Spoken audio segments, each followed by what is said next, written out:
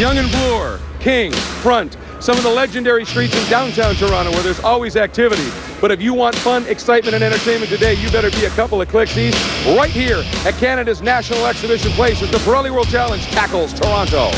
Revs coming up, we're green! Big move coming off the 3. 2, 3, 4 abreast in some spots. Side-by-side action. He absolutely nailed it. Three-way battle. And we've got an incident. You would expect nothing less. Oh, clips the inside apex. Very racy. This is going to get interesting. That is a brave move. What a pass. This is what World Challenge is all about. Oh, sorry. Just Lake Ontario, the CN Tower, Exhibition Place. Oh, yeah. Pirelli World Challenge is back at Toronto.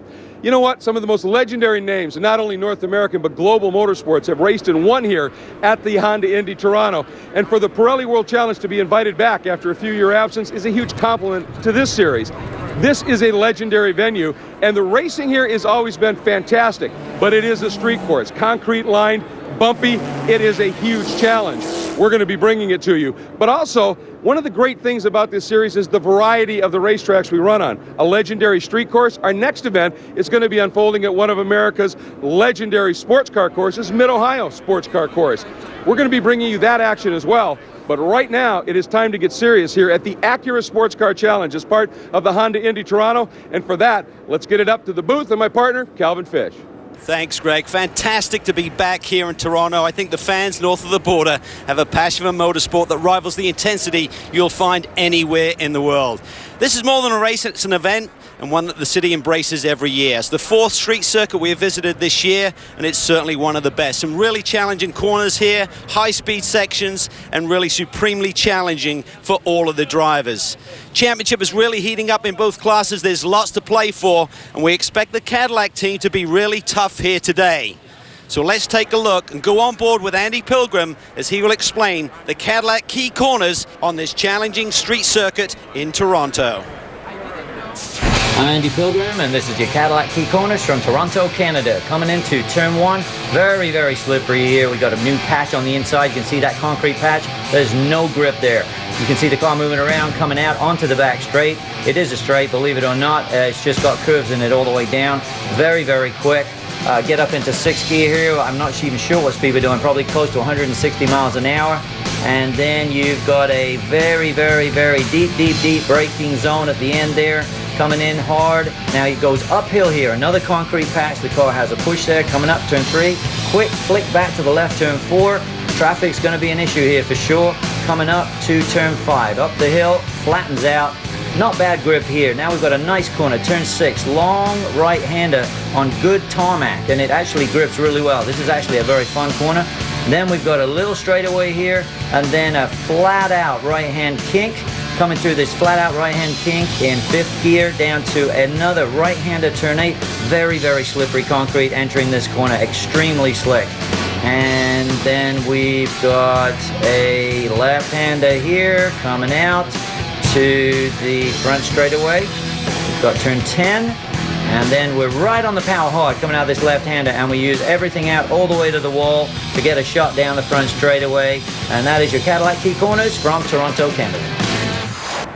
It is an absolutely fabulous racetrack, to be sure. Calvin, you talked about the great fans here, and they are coming out. They know something special is coming up today. It's going to be a busy show. Let's give you an idea of what you're going to be able to watch and enjoy today, folks. We're going to have highlights, of course, from all of our touring car and touring car B-Spec races from both Toronto and Mid-Ohio. The GTS race from Toronto will be featured, as will the second of the double headers at Mid-Ohio for GT and GTS. So looking forward to that one. Now, this is a track that is very racy for a street circuit. It is also renowned as being a place that's fairly easy to pass. But Cal, there is one that stands out in particular for our Motul braking zone. Absolutely, Greg. As you scream down Lakeshore Boulevard, you're going to get on the brakes down into our Motul braking zone for turn 3. It's very bumpy down here, and if you play nice, you can go side by side through this corner. It's got a wide entry, but if you get in too deep, there is an unforgiving tire barrier right there at the exit. So it's going to be a key part of this racetrack. I think it's certainly going to be a factor in which of those cars can get to the podium here today. Well, Cal, one of the cars that's going to try and use that is this guy, Ernie Francis Jr., the young 15-year-old. Actually, quickest time in qualifying, but happened to just miss being in compliance in post-qualifying tech, so he will start at the back of the TCB field.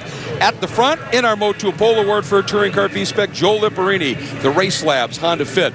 Nice lap by him at a 1:32.4. And at the Motul Pole Award for the touring car category, a guy who has been ultra quick since he showed up after missing Circuit of the Americas, Michael Cooper in that Atlanta Motorsports group, Mazda. So that's from Mazda Speed, and he's shown that. Now let's take a look at the highlights as the green flag flew. Always a rolling start for these back-to-back doubleheaders. Cooper into the lead right away. The Compass 360 boys trying to get around second qualified Tom Kwok in the M&S Quality Protos Honda, and Ernie Francis Jr. started his march. Well, he's one of the most exciting drivers in the field. It's going to be fun to watch and see his progress here today.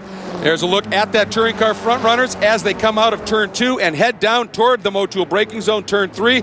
And as you can see, Ryan Winchester able to make that pass, get into second, pushing Kwok back into third. And he's the points leader, so he needs to capitalize on this. Remember, Compass 360 are undefeated to this point in the championship year.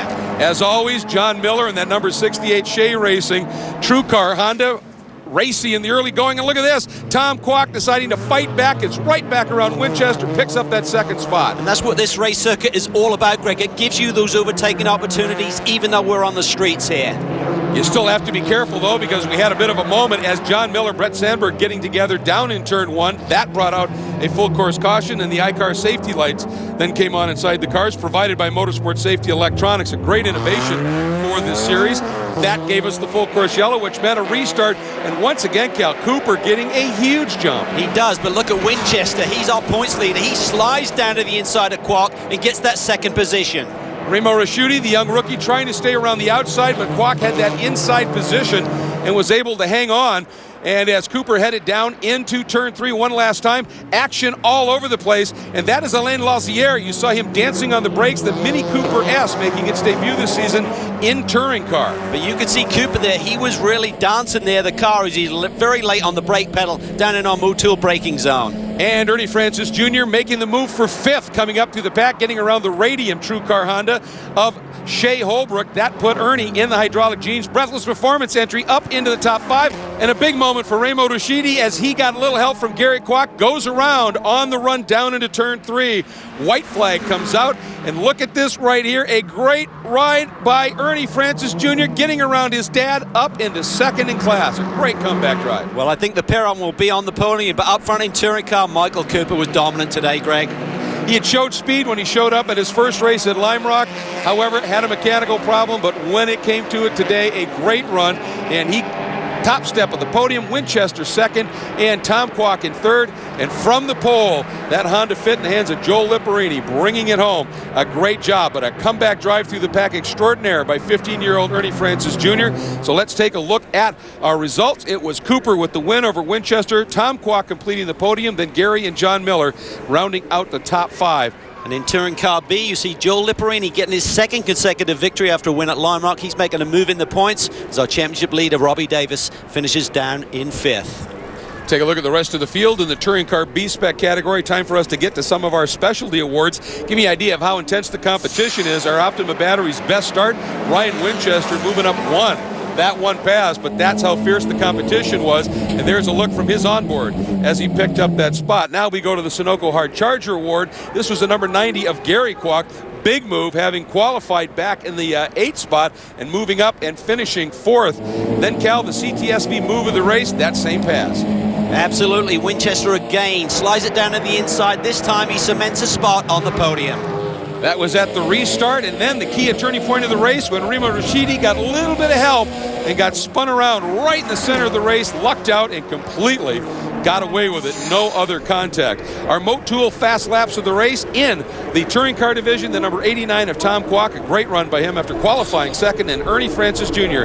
getting the nod in touring car B-Spec. And it's just a quick 10-minute break before we see action again. The teams are allowed to rotate their Pirelli tires, change one of them, but not much time, Greg. No, it's not, and we'll have highlights of race 2 in just a minute. Today's coverage of the Pirelli World Challenge Championships is being brought to you by Sunoco Race Fuels, fueling victories for 5 decades. By the Cadillac V-Series, the 556 horsepower CTSV coupe, sedan, and wagon, the world's fastest family of cars. And by Pirelli, power is nothing without control. An absolutely glorious day here at the Acura Sports Car Challenge at the Honda Indy Toronto. Welcome back, everybody. And we are just about ready to give you some highlights from the second of the doubleheader races here at Toronto, round 8 of the championship. But you know, when you take a look at the fields here in the Pirelli World Challenge, one thing you'll note, and we've talked about it, is the variety of manufacturer and the brands that can participate. And that's because regardless of what model you make or what category it might run in, there's a place for you to run in the Pirelli World Challenge. A number of manufacturers have embraced that, including Mini, who have come up with a big push in the touring car and touring car B-Spec divisions. Here's more. Mini has a really strong racing heritage. It was actually about 50 years ago that Paddy Hopkirk won the Monte Carlo Rally in a Mini Cooper, also number 37. Pirelli World Challenge is a really great partner because they've been able to grow the number of vehicles racing in this class. This is actually a great fit for Mini because we're able to then demonstrate the strong inherent qualities of the Mini race car. One of the reasons we chose Mini is just because it's such a well-balanced car. It might not be the most powerful, but it absolutely handles the best, and it's the most stable handling car. It has all of the basic necessities you need to actually make the car competitive. Robbie's car that we've been racing this year is extremely reliable, which is the number one important factor when out there on the racetrack. But apart from that, the car has an extremely rigid chassis and really direct steering, so this gives vital feedback to the driver. The best thing about being involved with B-Spec racing is that we're actually able to give our loyal fans the opportunity to stand on the side of the track and support our racing drivers. This really is great for the local Mini community, and we're very proud of that. And that's one of the great things about the Pirelli World Challenge is that direct connection, the relevance from this racing right to your street car. Obviously, a lot of people own Minis. It's a great showcase. There's a look at the grid as they were setting up for this second round of the doubleheader, the 8th round of the championship. Your Motu Pole Award winner, based on finishing positions in the first race, Joe Liparini in the Race Labs Honda Fit. And that did him a lot of good in terms of the championship, that great run. And in the touring car division, the Motu Pole Award to Michael Cooper in the Mazda 3. A bit of deja vu for Michael. And as we take a look at the highlights on the start, it was again Michael Cooper, the turbo in that car. When it spools up, he really got a great jump, Cal, but there was some pretty furious action, and in fact John Miller caught in a squeeze play. Yeah, he tried to squeeze it between Quark and Rashidi, nowhere to go, and these two guys having contact as they did about 30 minutes ago in race 1 here. And there was more to unfold. A couple of Canadian touring car guys making their first weekend starts, Alain Lazière and Jonathan Young having a little bit of contact. Both of them able to continue with minor damage and getting away with it. Close quarters racing here in Canada. Meanwhile, going back into the touring car B-Spec, Robbie Davis, who needed to move up through the pack, did exactly that, Cal. Again, championship contender. Yeah, he finished off the podium, Greg, in round 1 here, of course. He is the championship leader, but that lead is tenuous at best right now. And he continued to use that as motivation, getting around Dave Alejandro. Watch right there as Shea Holbrook getting into the back of Dave, sending him into a bit of a pogo move. Everybody continuing. Now we see a great battle for the lead here, coming down into our Motul braking zone. Liparini looking for 2 in a row here in Toronto, but Francis Jr. wants the top step of that podium here today. Not able to get it at that moment. A little bit later on, a big moment here. Alain Lazière getting through, but Damon Sharp taps him. He rebounds into the rookie Remo, and John Miller, taking evasive, catches the tires as well, but drives off. And that brought out a full chorus caution, which means all of that great battling now compressed. And there's Alain Lazière taking a look at his damaged Mini, but great to see Mini in touring car as well. At the restart, Cooper doing what Cooper does, opening it up, and Remo Rushidi looking very, very racy, trying to figure out a way through, not quite able to get it done, Cal. Cooper has just been the master of these restarts, and here we see that battle for the lead again in TCB. Down that long back straightaway along Lakeshore Boulevard. Ernie Francis Jr., does he have enough head of steam here to get the move done? Moves to the middle of the racetrack. Liparini tries to come back at him. But Francis Jr. was able to make that move stick. At the checkers, it was Cooper getting his second win on the day, with, again, Tom Kwok, a very, very racy second, and Ryan Winchester hanging on to the points there with a run into third. And in touring car B-Spec, Ernie Francis Jr., once he got to the lead, was able to open it up. But Robbie Davis and Joe Lipperini completing the podium. So the points battles closing up in both divisions. Let's take a look at the results in touring car. Cooper with his second win, Kwok a second, Winchester third, Miller up into fourth, and Remo Ruscitti, even with all the damage to that car, finishing in fifth. And in touring car B, it's Ernie Francis Jr. with his fourth victory of the year. And what that does for him, vaults him over Robbie Davis to the championship lead. Yeah, that was a key move for Ernie Francis Jr. Let's take a look at some of the specialty awards, starting as always with our Optima batteries. Best start, and it was Remo Ruscitti starting in ninth, improving 4 spots, even with the contact, able to sneak through. Boy, that's amazing how that one unfolded. Then our Sunoco hard charger, Robbie Davis, Cal, great run. Yeah, he had a superb run to get up onto the podium, and here you see him getting around Lipperini. And he also got the CTSV move of the race. Again, some of these great passes he was able to effect. Well, he talked about it, the great stability that mini platform provides. And the Kia turning point of the race was that big moment down in turn 3, all precipitated by the contact right there. That brought out the full course caution. A lot of front runners involved at that moment. And now let's take a look at our Motul Fast Lap of the Race Award winners in the touring car division. A great day for Tom Kwok in the number 89 M&S Produce entry, and Ernie Francis Jr. on his way to the front in the number 98. Now let's take a look at our touring car driver points presented by Volvo. Winchester with a substantial margin over his 2 teammates. John Miller right there in fourth, and Michael Cooper closing in as he continues to win. In the manufacturer's points in touring car, Honda has a substantial lead right now over Kia. Cal? And in touring car B, the point situation presented by Kia, well, it's Ernie Francis on top. It's a marginal lead right now over Robbie Davis, who's having a great year. Lipperini got round 1 here in Toronto. He sits in third. And as we take a look at the podium, there you can see a great day indeed. And Michael Cooper celebrating big time, as he should. When we come back, it is our featured race from Toronto, GTS Round 10. The Pirelli World Challenge, the most intense and unique sports car racing on the planet. Multiple classes running at the same time, but in a sprint format. Some of the world's top manufacturers and the world's best drivers, all beginning with standing starts. It is truly sports car wars. For series and event ticket information, check out world-challenge.com. To watch replays of all the intense action, check out world-challengetv.com.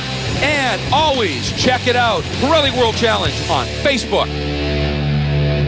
Welcome back to the Acura Sports Car Challenge at the Honda Indy Toronto. Great look at the CN Tower, one of the great landmarks of this wonderful city.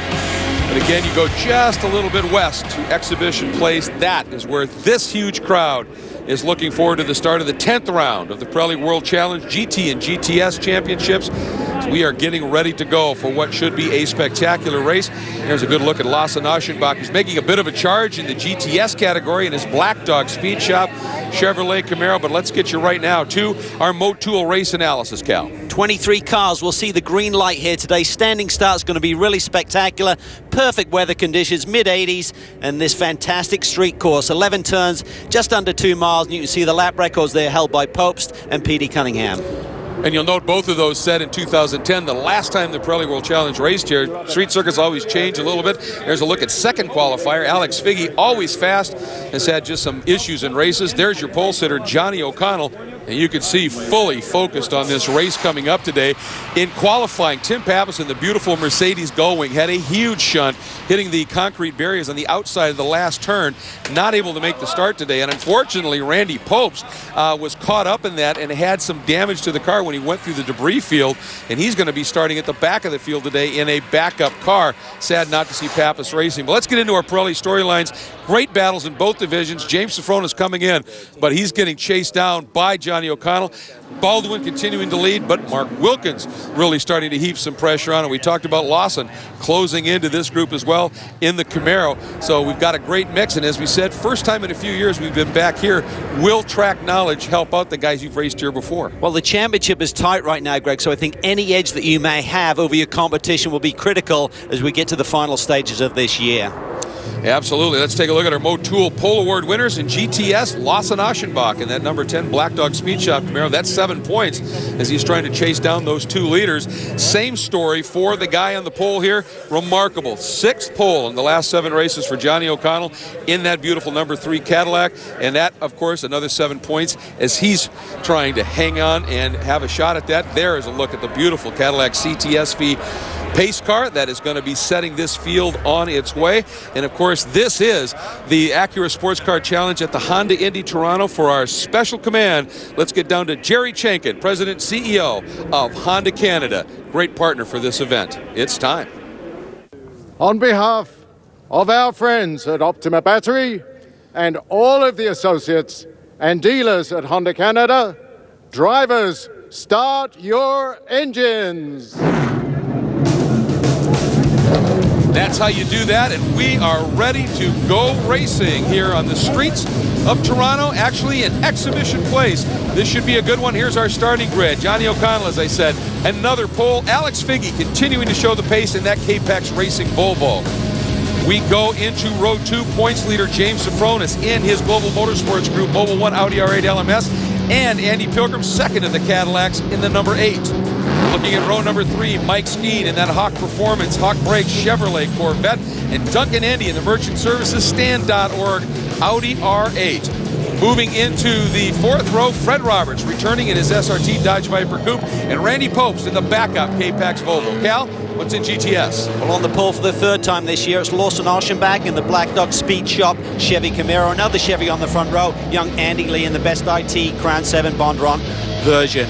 It's 7-time champ Petey Cunningham leading row 7 in his Acura TSX in real time, and our championship leader, the Motul Porsche Cayman of Jack Baldwin. It's all Kias on row 8, led by Nick Johnson, and Mark Wilkins, who's in the thick of this championship battle, lines up right beside him. It's a pair of Mustangs on row 9, led by Eric Davis, his best qualifying performance to date, and he'll line up alongside Alec Udell in the Motorsports Development Boss 302R. It's Nick Asayan in the second of the real-time Acuras, leading row 10. Right beside him, rookie Roger Rodas in the always-evolving performance Ford Mustang. Next row is Brad Adams in the Voodoo Dat Dog Yo MTV Raps, Mustang Boss 302S, and Tony Gables in the second of the Black Dog Speed Shop Chevy Camaros. And on the final row of the grid, it will be Artie Topi in the Capaldi Racing Ford Mustang, alongside Buzz McCall in the Goldcrest Racing Porsche Cayman S.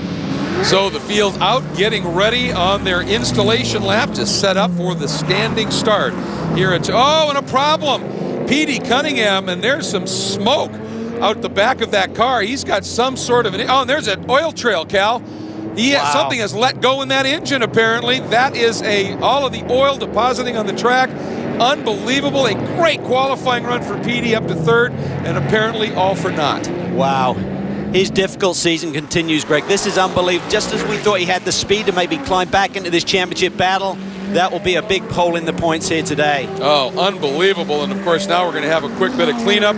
Fortunately, that was offline. Hopefully, we'll be able to get to racing in a big hurry. Look at that. The EV crews already there, have Petey on the hook.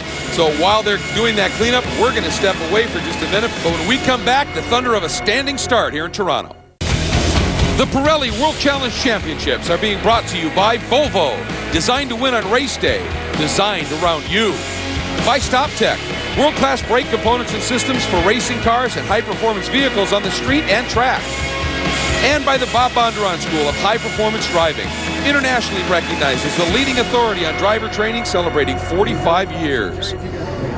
We are back at the Acura Sports Car Challenge at the Honda Indy Toronto, getting ready for this 10th round of the GT and GTS Championship. Phenomenal day. Absolutely glorious. There, speaking of glorious, is the Cadillac Escalade, which is our official safety vehicle. Our safety specialists on board, providing response when necessary. Hopefully they get to just sit and watch the race unfold. And as we're getting ready to go, let's get you set up with our GoPro Quad Box, presented by Kia, Cal. Well, we expect some spectacular shots here today. Top left, you're going to see on board with Artie Topi in the number 21. He'll start 13th in the GTS field today. Brad Adams, the number 96, will start 11th in his Ford Mustang. Then it's going to be Jimmy Safronis, 3-time winner this year in his Audi R8. And Randy Post in that backup car. He's won here twice on the streets of Toronto. Always phenomenal images from those GoPro cameras. Looking forward to it. As we are at the start of the race, remember when the lights go out, we go racing. The green flag says the grid is clear. Watch for those wheeling lights to come on. We're ready. It is about time. Round 10 of the championship, and we are green. Good launch, as you would expect, by Alex Figge right to the front. And O'Connell actually maybe a little bit of an off start. And look at Sofronis hanging on, diving down to the inside of Pilgrim. Cal, he's got third. He's got third, and what a start by Alex Figge on essentially the dirty part of the racetrack. He just got that traction and was gone. Also a nice start by Mike Skeen in the Hawk Performance vet. Up and into, and actually challenging now Pilgrim to the outside, going down into turn 3, and Andy Lee taking a run at the outside of Aschenbach in the background there. Pilgrim there makes the move stick, gets a little bit tight down in that Motul braking zone, but Andy gets that position away from Mike. Boy, and Randy Popes, a good launch as well, tucked right in behind that number 2 Hawk Performance vet. Popes needed that start. He did, he got a brilliant start. Ooh. Oh, a little bit of argy-bargy there through turn 7. Duncan Endy into the back of Fred Roberts, who used that big V10 in that Viper to get a good launch as well. Endy trying, looking at him here. Is he going to try him down into 8? He does. Beautiful move. Duncan Endy really starting to feel his oats here in this Audi now, coming to grips with it nicely. Here we see the leader in GTS. This is Lawson Aschenbach. He's feeling pressure from Andy Lee right now as he tries to deal with this GT traffic. And look at the margin already that Figge has managed to open up. There's O'Connell in second, then Sofronis defensive on Pilgrim right there. That Audi hanging on down into turn number 1. And now this is just sort of an opening radius, and it just is a blast down to 3, isn't it? Yeah, and it really is. It's a hairy corner for these guys. They get these Pirelli tires up to temperature. All right, let's check in and see who our best standing start from Optima Batteries, and it was Brad Adams, started 20th. That green Mustang, look at that move. Yo, empty wraps is on the fly. Like, yo, I'm coming through, baby. Man, did he nail that. That's 2 rows he just got before he'd even shifted gears. That's impressive stuff. Meanwhile, back to the battle for the lead in the GTS class. Aschenbach now has about 3 car lengths in hand over Andy Lee, and that shrinks under braking here.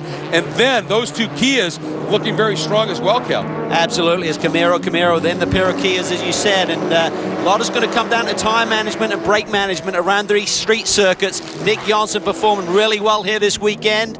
And the guys in the thick of that championship battle. Mark Wilkins sits there in 4th right now. Of course, he's the local, resides here in Toronto. And of course, the question is, what happened to Jack Baldwin, who qualified 3rd? He got shuffled back outside of this lead group just a little bit. Championship leader, that's not what he wanted. So we hop on board with Andy Lee in that Crown 7 Best IT Bondurant Camaro. And you don't see Jack Baldwin have very many poor starts, so This is a rarity, and it's one that the other guys need to capitalize on in this championship chase. He's an old drag racer, so he usually gets great launches as we're on board with Figge. And the key thing for him, clear track in front at least for a while.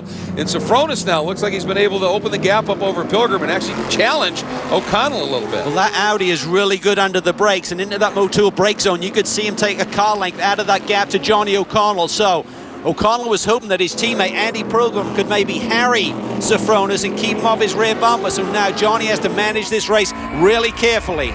On board with Popes, that is the Hawk Performance number 2 Corvette right up front of Mike Skeen, as there is Skeen heading into this very serpentine section of track with the pressure.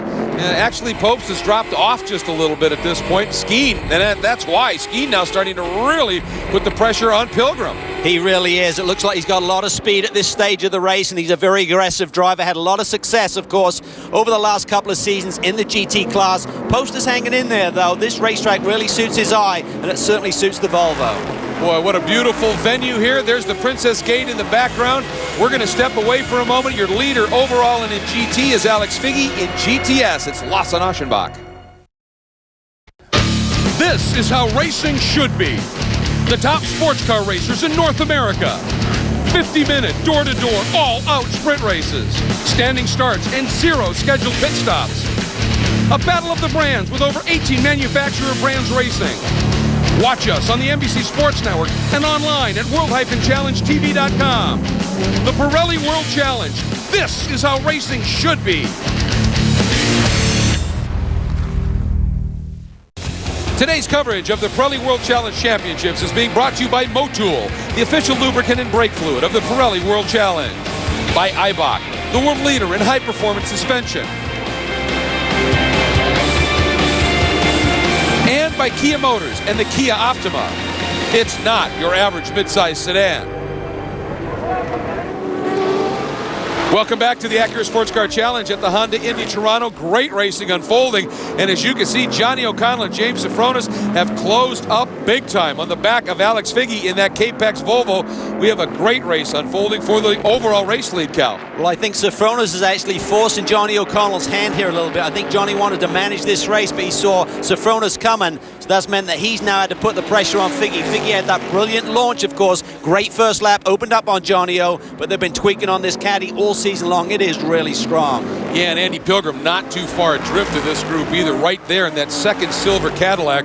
As we watch those three leaders heading down, you can see some lap traffic from the GTS field is going to be playing into things in relatively short order. Long run down into our mode tool braking zone, and nobody able to make up huge gains. Although right there, Sofronis does, as you said, close up a little bit, and Andy Lee continues to hound leader Lawson Aschenbach in the two Camaros. Yeah, he's being a real pest to Lawson right now. He's got a lot of speed. Kias are hanging in there. Nick Johnson has gapped Mark Wilkins just a little bit, so he's keeping those Camaros inside as we come on this front straightaway. Well, and Wilkins racing at home. He's second in the points. He lives in Toronto. You think he'd be well motivated, and we're getting reports he may have some sort of a handling issue in that car. Boy, look at this. A phenomenal run by Eric Davis. He had his best qualifying performance ever, and that is his teammate Roger Rodas right behind him. But Davis absolutely on form right now.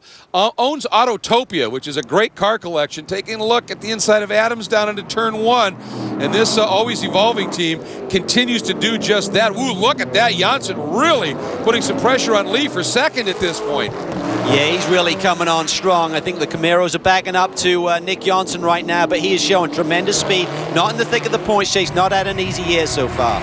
Oh, and another tough day for young 17-year-old Alec Udell in that motorsports development group, Watson Racing, LeBoeuf Brothers Towing Mustang. You can see absolute dejection on that young man's face. He'd shown some good pace here, and apparently mechanical out for the rest of the race. And there is that battle for that top three. Great stuff. Camaros are looking really good. You can see Andy Lee there sliding his car just a little bit. I mean, certainly that Kia's got great straightaway speed, and that's one of its strengths. And you know, here at Toronto, that run down Lakeshore Boulevard, it should come into its own a little bit. Doesn't have the cornering, rolling speed at certain track, but certainly great strength in top end.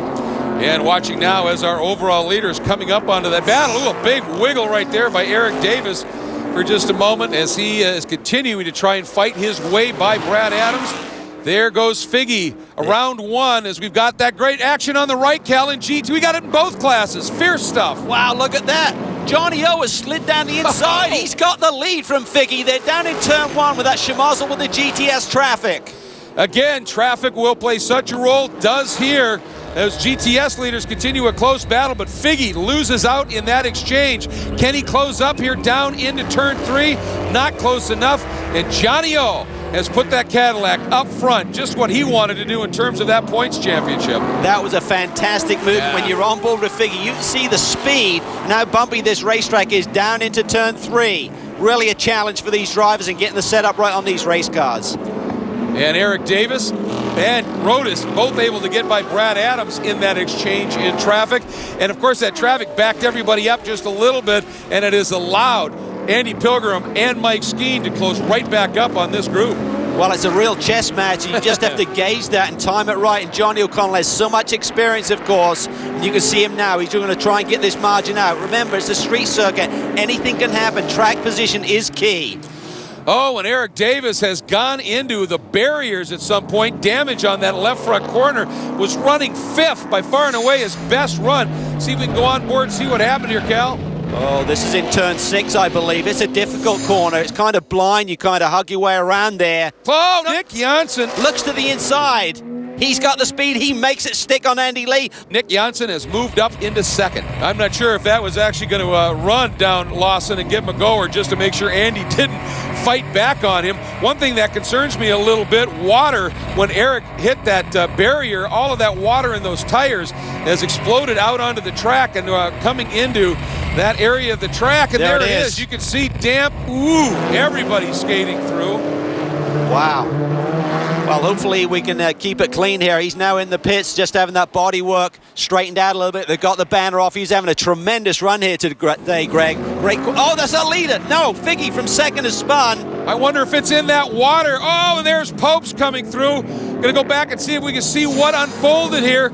Here they come. That's that water. And yeah, Figgy, the back end gets away. Safronis. Talk about threading the needle. We're on board with James here. There you can see Alex just loses the back end of the car. He slides through. That was a phenomenal piece of driving by Safronis to be able to squeeze through a virtually non-existent gap. And for Figgy, his season of speed and then bad luck continues. Wow. Unfortunate as it can get for Alex Figgy. Well, you would think that the teams would have been on their radio communication to the driver saying there's a problem there in turn 6. Be careful. You can see how tiptoeing Johnny O'Connell is through that section of the racetrack. Cannot afford to make a mistake. Pilgrim now coming to put some pressure on Safronis. And here are your top 4 in GT. O'Connell now leading overall. In GTS, Aschenbach leads Janssen, Lee, and Wilkins. We'll be right back. The Pirelli World Challenge Championships are being brought to you by Hawk Performance, race proven, street legal. By GoPro, the world's most versatile camera. And by Optima Batteries. With twice the life and 15 times the vibration resistance, Optima batteries really are the ultimate power source. Fierce action continuing in the GTS category here at the Acura Sports Car Challenge at the Honda Indy Toronto, round 10 of the GTS Championships. And they're still dealing with that little bit of water right there, Cal, but what a run by Nick Janssen has moved up into second. He's looking really strong. You can see him really tucked into the inside. There's a bit of a dry line there now through that area where we saw the water get split. So these guys are getting used to that, and you can gain a vital few tenths if you take a bit more of a risk through that section right now, I bet. And you can see our overall race leader right now coming up to our top 3 in GTS, Johnny O'Connell. This is where you've got to be so careful because you've got James Safronis hounding you. That's the championship battle, and the top 3 you're going through in GTS are in their own race. There is a good look at Nick Janssen, who's been having a great run. And Kia Motors America and the Kia company, after Lime Rock, have welcomed a couple of very special new partners to the program.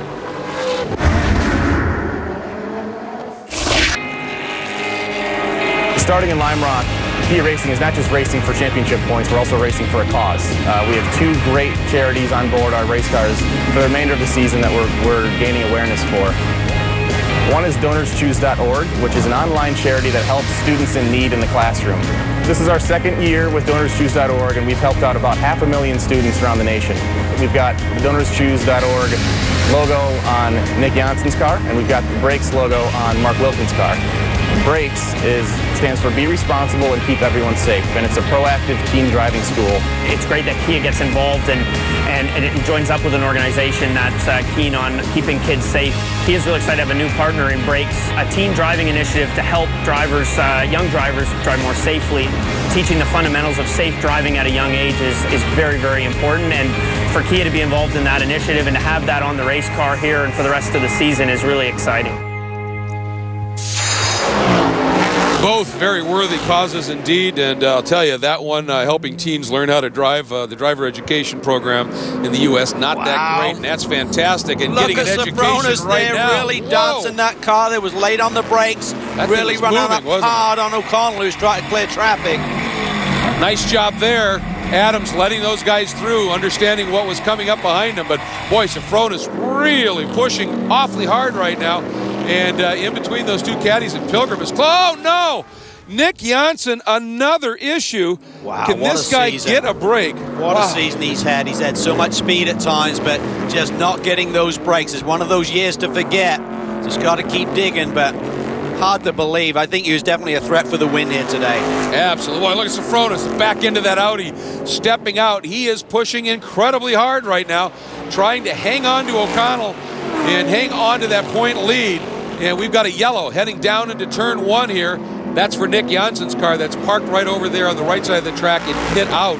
Hopefully they'll get that moved and open up that great passing zone. but Safronis just trying to stay with O'Connell right now. He's pushing hard, and I think after that early season lead that he got in the points, he consolidated it a little bit. He wasn't quite as aggressive, but right now the points have got really tight. Safronis came in here with a 31-point lead, but remember, O'Connell got that 7 bonus points for the pole position, so it is really tight right now. Yeah, he knows he's got to push hard, and right now it's Andy Pilgrim who's actually pushing him. We're riding on board with Artie Topi in his GTS Ford Mustang Boss 302S. Artie giving us a good look at this street circuit here in Exhibition Place in Toronto. Great Traffic ride. there, right in the wrong place for O'Connell. He couldn't go around the outside. Remember, there's water there, so he had to wait and be patient around Buzz McCall. Everybody skating through almost literally with that water on track and nothing changing. You can see these three have really gapped now. Mike Skeen in that Hawk Performance Corvette, who's back quite a ways. It's down to really a 3-way battle for the win. Pilgrim is looking really strong as well. Certainly the caddies are strong leading this race with O'Connell, but Pilgrim is coming in a hurry. Yes, he wants to... Oh! Safronis back, and no, he can't save it. And that just stepped out suddenly, Cal, under hard braking. Just looked brake like bias issue, maybe, something like that. That's what it looked like, but these cars have so many electronic aids, Greg. I mean, that should take care of that, but certainly James was taken by surprise there a little bit on the entry to turn 1. Now he's trying to get back up to speed as the GTS cars fly by him on this back straightaway. Let's see if there's more of an issue. Skeen got by. So Safronis is dropping down the order a little bit as he tries to regroup. Now he's back up to speed. So, boy, that was just a bizarre moment. We'll have to see if we hear anything coming from pit lane, but that puts the two caddies right now into a 1-2 run at the front of this field. And that's exactly what they want. They want it for the manufacturers, and they want it for Johnny O and those drivers' points as well. And exactly what you were talking about for Safronis, trying to hang on to his point lead. And now the guy who is giving him all the pressure in that battle has a lead, and Safronis is out of a huge, huge swing potential here in terms of the GT points battle. Look at this. This was not pretty there for Andy Pilgrim. He tried to be patient there. Then Roberts went a little bit wide, got in the marbles. And look at the gap that is created for O'Connell. And look at Skeen now able to close up. And by the way, you notice they pulled that yellow heading down into turn 1. Everybody has seen Janssen's car. Let's go on board with the number 34 of Nick Asayan for our iBox suspension cam on a street course. These components are going to get brutalized. They really are, and that's really the key. You talked about track knowledge, Greg. Certainly for the drivers, it's great to know these circuits, but for the teams, getting this iBox suspension working well over the bumps and different surfaces that you encounter on a street circuit is really key. Big thanks to Nick Asayan and that HPD Redline Oil Acura from Real Time Racing for giving us that great look. Your leaders in class right now, overall and in GT, Johnny O'Connell, and in GTS, Lasse Aschenbach. Stay with us. Today's coverage of the Pirelli World Challenge Championships is being brought to you by Grassroots Motorsports, the hardcore sports car magazine. By Privacy Star, blocks unwanted calls and text messages and lets you file complaints directly with the Federal Trade Commission. And by RaceKeeper, the industry's leading video data logger, because RaceKeeper helps you learn to drive faster. These guys are all pedaling mighty quickly right now. Look at this, Greg. Skeen is all over the bumper of Andy Pilgrim. Huge close and gets around that bit of traffic. Pilgrim's got to go the long way around Brad Adams and does, but he did get held up a little bit. Skeen might have a little bit of momentum. Down to the inside. Andy trying to set up for one, not quite close enough, and Skeen has to tuck in. And great job, by the way, by Brad Adams in being very aware of who's doing what around him on the racetrack. And is that Jack Baldwin? It is. Jack Baldwin had that poor start. He is right on the tail of Mark Wilkins now. We're hearing that Mark has been struggling with the handle of the car for some reason. Car's slipping and sliding on him. See if he can hang on to that final podium spot. Well, Wilkins second in the championship, Baldwin leading, so that's huge as well. Boy, potential big swings in both camps here in GT and GTS with developments. And Mike Skeen looking real racy right now. He's had some speed this year, but he just has tended to fall back a little bit sometimes during the weekend. Not today, Cal. He's coming on. He's coming on, but I tell you what, Andy Pilgrim showed his strength there. Skeen had the momentum, but Andy was really good on the brakes, braking in the middle of the road, was able to take it in deep, and Skeen really just didn't have an avenue there down the inside. Love this sequence of corners here. 8, 9, that's 10, and then feeding through this very fast, sweeping turn 11. And you can see, of course, there's zero track out over there. It's concrete. That's a very, very tricky corner. And you got to really, really have the car working and also have some pretty good commitment. Yeah, serious attachments are needed, that is for sure. We're on board with Lawson Aschenbach here as he continues to lead in GTS, but this is just a fantastic street circuit. You see the high-speed nature of Lakeshore Boulevard, the hard braking zones, the overtaking opportunities, and then you have those high-speed sections coming on that front straightaway, Greg. Just a great balance here at Toronto. Yeah, it's a street circuit that races like a road course, doesn't it, in lots of ways, other than the concrete everywhere you look. And look at this now as O'Connell starting to come up on the back of Lawson Aschenbach, and Lawson realizing he's got a little bit of room here. And that's one of the things, as a guy being overtaken when you're racing at the front of your class, you will use the overtaking traffic to your advantage, won't you? Absolutely. And I tell you what, Pilgrim, I think, may have a little bit more speed than Johnny O'Connell, so if he gets any closer, we'll have to wait and see how these two teammates fare here for the final few laps. That's a good point. Of course, Pilgrim sits third in the championship.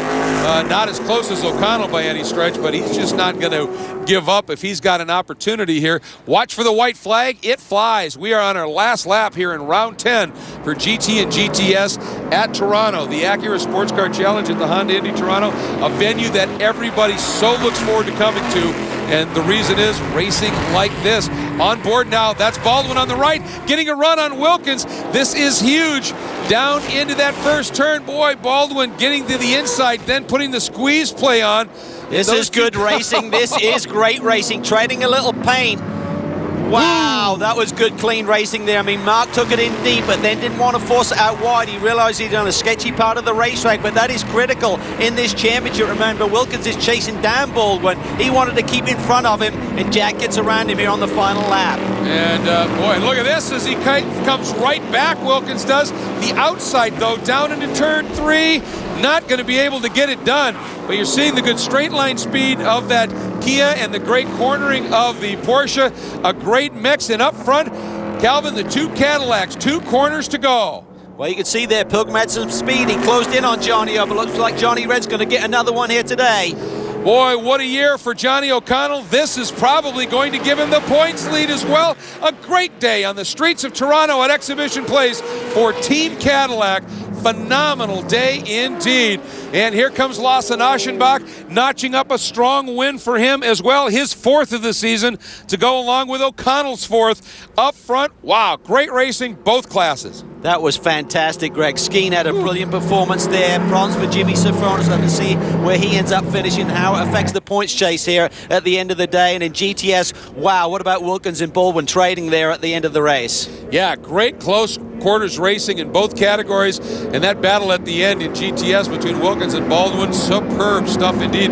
Now let's take a look at our unofficial results. O'Connell and Pilgrim, 1-2 for Cadillac. Skeen 3rd, Sofronis back and 4th, could have been worse. And Popes rounds out the top 5. Cal, big developments though in GTS. Absolutely. Aschenbach gets his 4th win. Solid run for Andy Lee. Baldwin on the podium again. And look at that, Mark Wilkins, the car failed on the final lap, but the other guys were 1 lap behind, couldn't take advantage. So he still gets that finish and those points.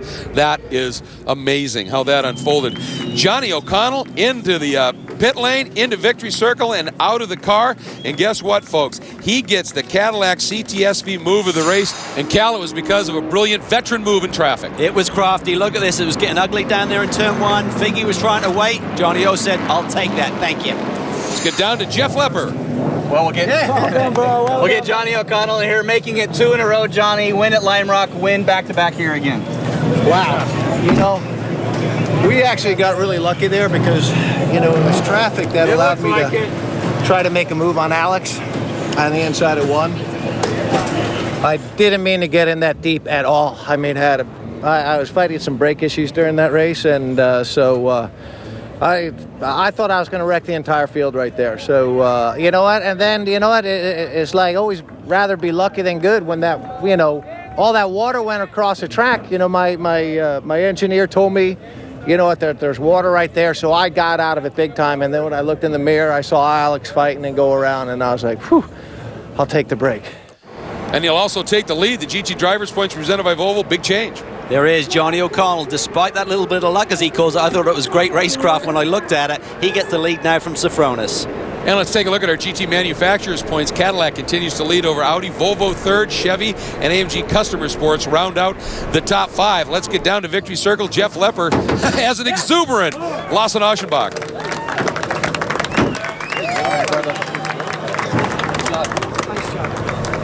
So Lawson Aschenbach, the Black Dog Speed Shop, Team Chevy. Boy, man, flag to flag, pulled away, great win.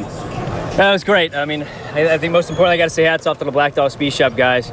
Team Chevy Camaro was fast all weekend. We've been gaining and gaining every weekend. People forget that the first race for this car was at St. Pete, so we're still learning, but very happy with the race. And this thing ain't over till it's over, so we're gonna push as hard as we can and try to catch Jack here in the points. But hats off to all the competitors, Pirelli, World Challenge, all the fans too. I mean, this was a great event. We always love coming here and hope to come back a lot more. Yeah, when you win, you love the place, don't you? Let's go to our GTS drivers' points presented by Volvo. Jack Baldwin hanging on. Wilkins second, but Aschenbach is closing in, Cal. He really is. And when we look at the GTS manufacturer points presented by Kia, it's Chevy on top. Kia lies in second. Acura and Ford round out the table.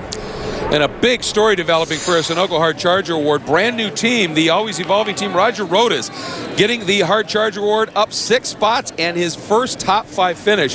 Great race by that team. And the Kia turning point, this one was easy. Well, just when we thought James Safronis may have something for our leader, Johnny O'Connell, has this moment down in turn 1. We think it was some kind of braking issue, turned him around, knocks him off the podium.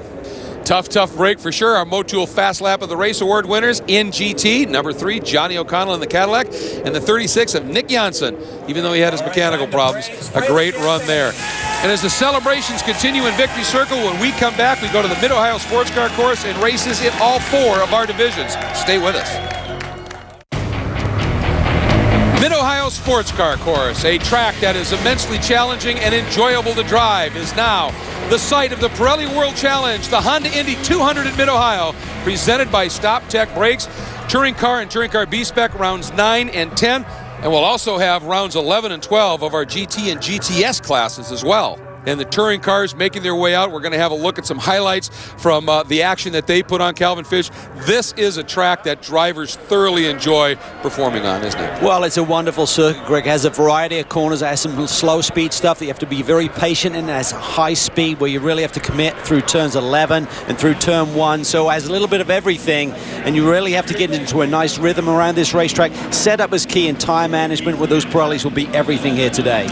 And you see the Cadillac boys working on Johnny O'Connell's machine, which earlier provides us with the Cadillac Key Corners. I'm Johnny O'Connell with Cadillac Racing, and these are the Cadillac Key Corners in Mid-Ohio. Turn 1, it's a very fast corner, taken in the 4th gear. You got to use all the road coming out. Up in the 5th gear, picking up speed in the 6th gear. Going into turn 2, a difficult corner here. Mid-Ohio, bunch of elevation change. You change down in the 3rd gear, the front end falls away, giving you some understeer, but as you get into your apex, the front starts working, full throttle. Up in the 4th gear, up in the 5th gear, all the way into 6th gear as you go down the Mid-Ohio long back straightaway. Challenging because we have a hard braking zone coming up that's downhill. Very unusual to have that. Down in the 5th gear, 4th gear, then in the 3rd gear for turn 4, now coming into madness. Turn 5. Big elevation change here. The road really falling away from you.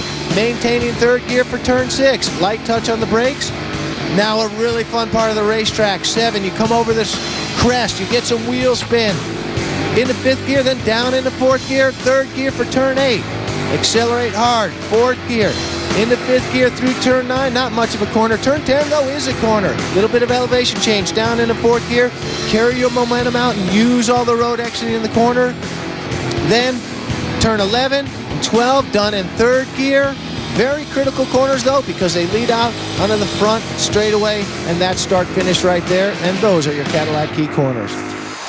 Undulating is a great way to put it around here. Those quick rises and drops, awfully exciting stuff. And we are looking forward to what should be a fabulous set of races. The crowd, huge here this weekend, and that is absolutely fantastic. Now, as we were on board with Johnny O'Connell, this is a track that provides some great challenges for the drivers. A little tough to pass on, and Calvin, there's one spot in particular that is the spot. You're right on, Greg. I mean, it's very hard to pass around this race circuit. Turn 1 gives you a little bit of an opportunity, turn 2, but the main one is at the end of the long back straightaway, heading heading down into turn 4. That is our Motul braking zone. You're going to be very late on the brakes, but you try to bleed off those brakes, try and carry speed, rolling speed through the middle of this corner. And when we see the initial starts here, we're going to see that these guys will try and run side by side through this corner. You can make that work and be on the inside for turn 5. So we should see a lot of action here today. And it's time for us to take a look at some highlights from the first race of the back-to-back doubleheaders, round 9 of the championship. You can see some of the cars as they were set to head out on track. Let's take a look at our Motul Pole Award winners in the Touring Car B-Spec class. Points leader number 98, Ernie Francis Jr. at a 1 minute 48.380. Great lap for pole. And in Touring Car, continuing his turn of great speed, Michael Cooper, your defending series champion in his Mazda Speed 3, coming at us from Atlanta Motorsports Group at a 1:33.933. So those are you true Pole Award winners. Here are the highlights from that race. And at the start, Michael Cooper getting a good start. However, you see Tristan Herbert right there tucked behind him. You could barely see him in that red and black VW. Herbert slotting into second, and John Miller, a nice move around the outside, almost up into fourth. He looks to the outside. We see a bunch of the Compass 360 machines there, led by Brett Sandberg. Winchester, the points leader there, drops to 6th. Now back in the Touring Car B-Spec class, look at this close action. That's Ernie Francis, that's Peter Schwartzide who qualified second, and Lipperini pops to the outside. Keller, great pass. It was awesome. We talked about that turn. Turn 4, you can run side by side, and it gives you the inside line for that next corner. Great racecraft from Joel Lipperini, two-time national champion in the runoffs here. There's a look at the number 14 Kia. That is the Forte Coupe that is running in Touring Car. Nick Janssen busy this weekend. He is. He's pulling double duty, and of course he's won championships before with that Kia Coupe. And look at this move. Ryan Winchester able to pick up a spot. Remember, he's the point leader, so any pass he made was going to be huge in terms of those points. That was a good one. But this, a brilliant run. What a run off of the keel for Tristan Herbert. Wow, he just got a tremendous launch there. I'm not sure if there's a little bobble on the behalf of Mike Cooper, but certainly Tristan Herbert, a power move there down the back straightaway, and then see him eat up the TCB cars in terms of straightaway speed headed down into turn 4. Yeah, I was able to use those cars a little bit. Right there for a moment, one of the TCB, the Fiat, getting a little bit wide. That had Tristan a little bit concerned, but was able to clear it without any issues. Meanwhile, Ryan Winchester coming up on the back of Nick Janssen, and it doesn't get much closer than this, Cal. It doesn't. This is really tight quarters, of course. Nick just kind of making a guest appearance here today, going up against the championship leader. Then they head up into the keyhole. And right there, you saw Winchester just a little bit too much pace into the keyhole, and the back end stepped out. Janssen nowhere to go. That was a huge moment in terms of points. And look at Mike Cooper, waiting now. Wow, that was a bit of a strange move there. I thought Herbert was going to take the apex away. Maybe he was struggling a little bit, and we couldn't see it from outside of the race car, but Cooper certainly takes advantage right there. And Ernie Francis Jr., as he comes back up on Joe Lipperini after that great move early by Lipperini, Ernie gets to the inside, and his dad, Cal, gets up behind him to give him a little bit of an arrow push. Yeah, and that's certainly significant with the horsepower that these cars have down this long back straightaway. But Lipperini, that was a brilliant move he put at the start of this race. Still trying to hang on there. Now he's in the thick of the action there, fighting to stay on that podium today. That's right. That is Ernie Francis Sr. and Joel, a little bit of argy-bargy. And look at this big move. Tyler Palmer, the young rookie in the Mini, all 4 wheels inside the curb. Joel didn't realize he was there. But as the checker flies, Mike Cooper puts up his 3rd win in a row, considering his doubleheader win at Toronto. Fantastic day for him. Great return to the championship for Tristan Herbert with a solid 2nd. And here is the finish in Touring Car B-Spec as it unfolded. The 2 Francises, father and son, just in front of him, and Lipperini in 3rd, completing that podium. So let's take a look at the results in Touring Car. Cooper, Herbert, Sandberg, top of the Compass 360 cars, and Ryan Winchester back in 5th. That compresses everything just a little bit. And you'll notice in that top group, no Nick Janssen. There he is, 12th. Big surprise, mechanical. This poor guy, it seems like he touches a car, something happens this year. And in Touring Car B, well, it's Ernie Francis Jr., narrowly pipping his dad, but look at Robbie Davis, came into this race 2nd in points. He's only 3 seconds behind the leader, but that puts him 7th on the road. The depth of this field is tremendous this year. Yeah, huge number of entries. That is impressive, that's for sure. Let's take a look at some of our specialty awards. The Optima Battery's best start, John Miller started 9th, moved up 4 spots in the opening lap with great moves like this one, sweeping around the outside. We saw it at the very start of the highlights. It was brilliant. Our Sunoco Hard Charger, the young rookie Tyler Palmer, started 19th, ended up finishing 17th in the overall race order. Take a look at our CTSV Move of the Race Award. This one, Michael Cooper's pass. Yeah, it was late in the going, so maybe Tristan was having a bit of a problem here with his race car, but Michael saw a gap and certainly filled it quickly. And our Kia Turning Point of the Race Award, this pass, and again, championship implications as Ernie Francis was able to get some help from Dad. Certainly got a little bit of a drafting partner behind him, a little bit of a wingman, and makes the move to the front. But as you take a look at our Motul Fast Laps of the Race Awards, Tristan Herbert getting the nod in the VW and Touring Car, and Robbie Davis in the Mini getting the nod in his Mini Cooper in TCB. You can see some close quarters racing unfolding. We've got highlights from the second of the doubleheader races, which is round 10 of the championship, coming up when we come back to Mid-Ohio. The Pirelli World Challenge Championships are being brought to you by Mercedes-Benz and AMG Customer Sports. By the Cadillac V-Series, the 556 horsepower CTSV Coupe, Sedan, and Wagon, the world's fastest family of cars. And by Honda Performance Development.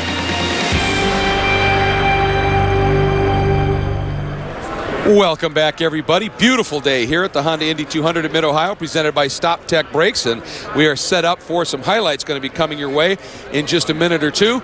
Great look at the field there. You see Nick Janssen and Russell Smith, the two principals of Kinetic Motorsports, sort of going over the issues that poor Nick has been having this year.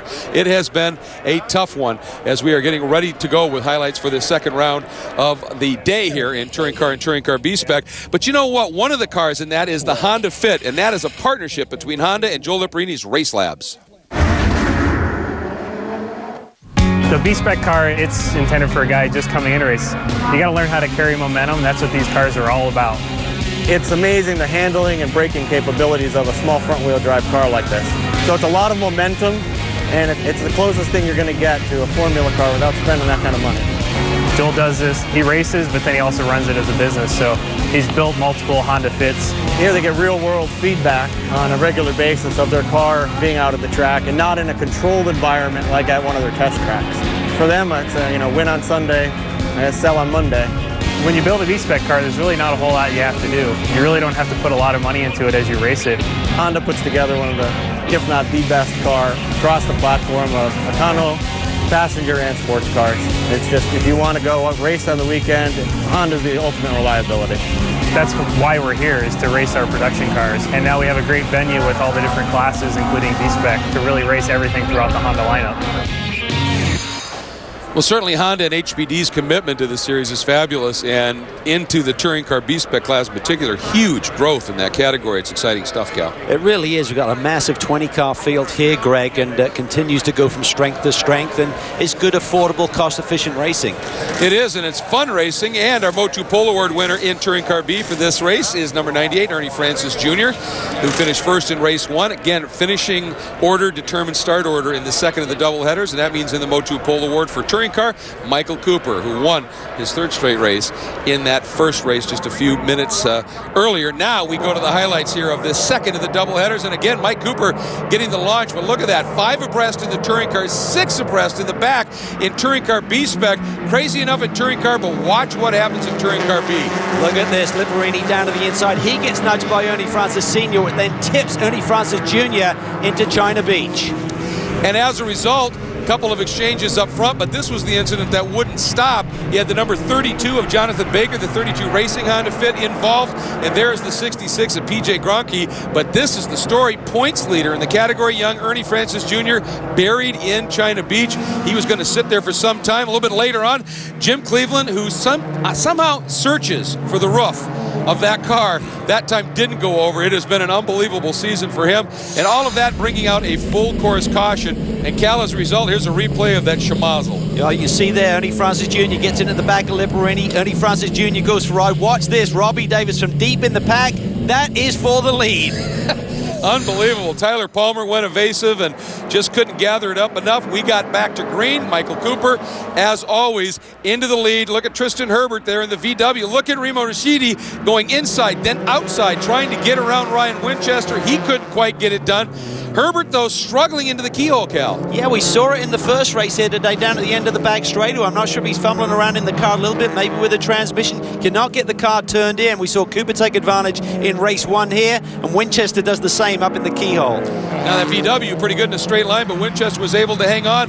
More fraud action as those touring car leaders a bit later on were working their way through the touring car B-Spec pack. And right there you see Tristan Herbert trying to get around, boom, got parked a little bit by Capaldi, and that really hurt him. It cost him a lot of time up to Winchester, and up front Cooper was able to get through fairly clean.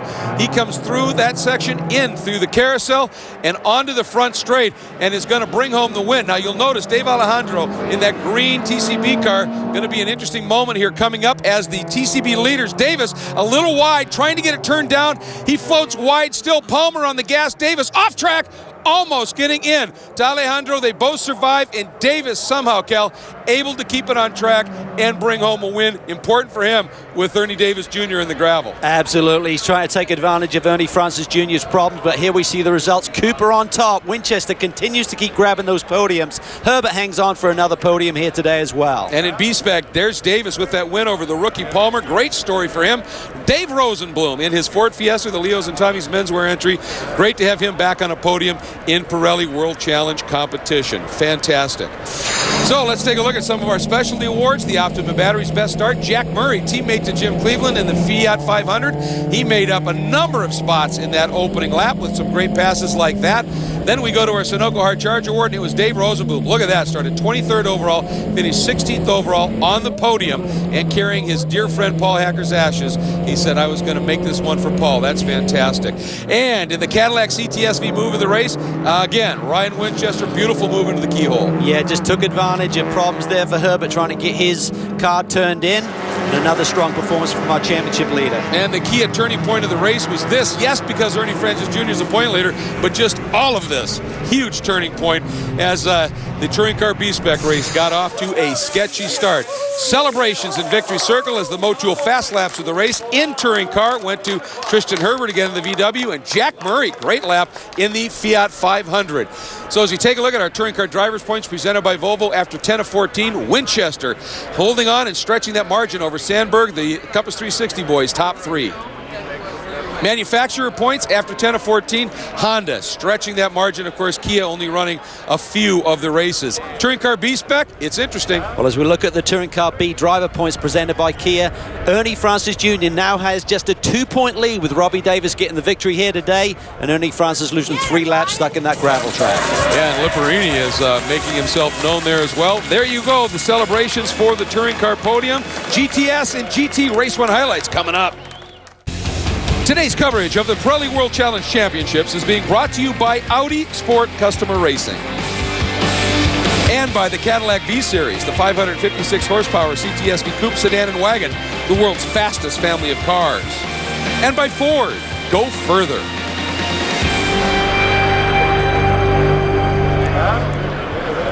And there is an amazing looking field of GT and GTS machinery here at the Honda Indy 200 at Mid-Ohio, presented by StopTech Brakes. About to have highlights from the first of the doubleheader that unfolded here, round 11 of the championship. Some great news recently being announced, Cal, by the series. European spec GT3 cars will be allowed with FIA Aero.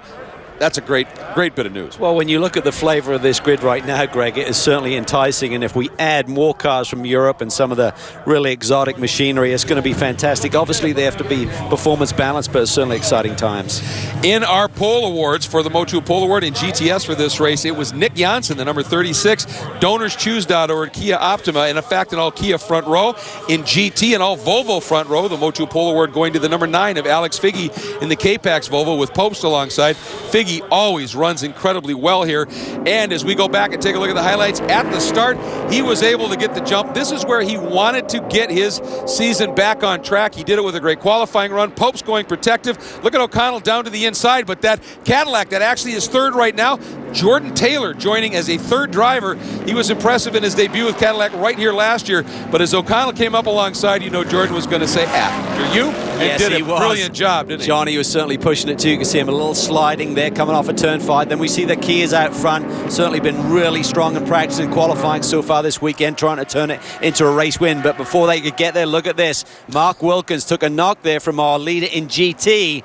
His Figgy is coming through. Yeah, Figgy said that was the only incident of any kind that I had during the race. Brad Adams on form in his... Greg, that would be the Voodoo Dat Dog Yo MTV Raps Ford Mustang. Yeah, looking real strong. And of course, Petey Cunningham and Nick Kasayan, they were looking forward to coming to Mid-Ohio and track those real-time Acuras always excel on. Right here, though, it was Andy Lee able to sneak underneath Nick Kasayan, pick that spot up. And up front, the battling continued in GT. There again, Jordan Taylor, and he had Mike Skeen in that black and white Hawk Performance Corvette all over him. They run up on the back of Adams, and that was Taylor got caught out, Skeen jumping on it. Yeah, he did. I mean, certainly Mike Skeen has more experience with the traffic here in this category, but Jordan there lets the position get away. The Kias, however, up front look dominant today. And however, look closely, you see a little bit of smoke from the back of Nick Janssen's car.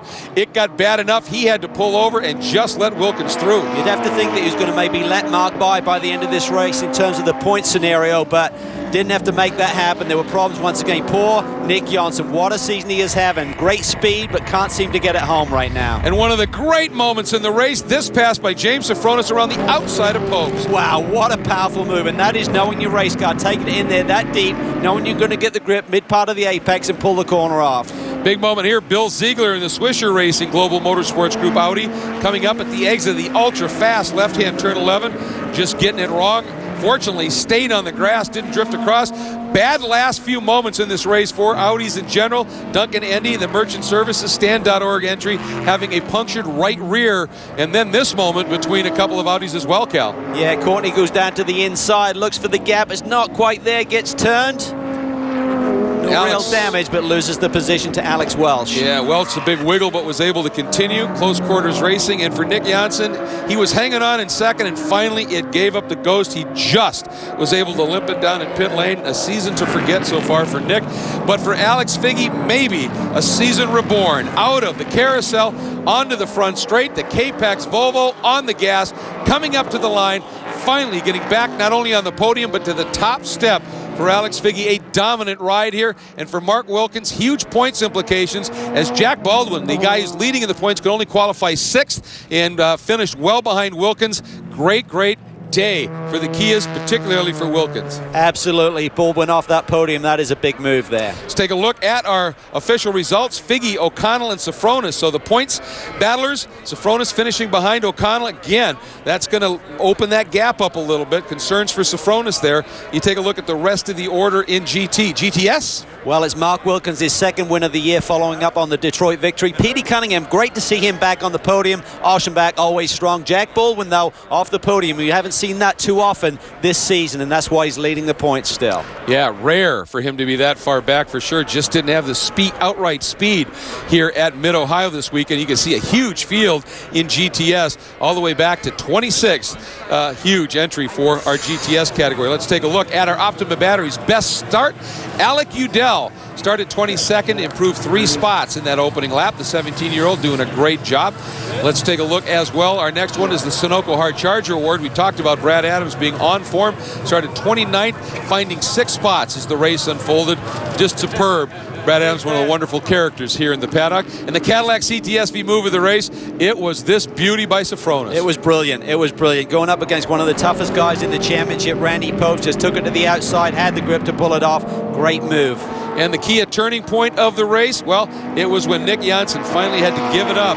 Wilkins going by, and again Janssen later having to duck down into pit lane. So our Motul fast laps of the race, important here because they set the stage for the grid for the next round coming up. Alex Figgy will have a second consecutive pole, as will Nick Janssen. Absolutely great. There is Figgy in the center celebrating the 2 points contenders on either side when we come back. Full coverage of our featured race, the GTS 12th round of the championship here at the Honda Indy 200. A huge crowd here at the Mid-Ohio Sports Car Course for the Honda Indy 200 at Mid-Ohio, presented by StopTech Brakes. Parking lots are full, camping areas are packed, hillsides jam. It is going to be something to behold as the 12th round of the GT and GTS Championship unfolds here. It's time for our Motul race analysis, and we've got a lot to talk about. This one is going to be fascinating, I think. First of all, a huge field, Cal. Beautiful field here this weekend, Greg. 39 cars will see the green light here this afternoon. Weather is pretty cool for this time of year. Kind of a surprise there. Fantastic race courses. We know 13 turns, very challenging. There you see the lap records held by Figge and Janssen set in the race here yesterday.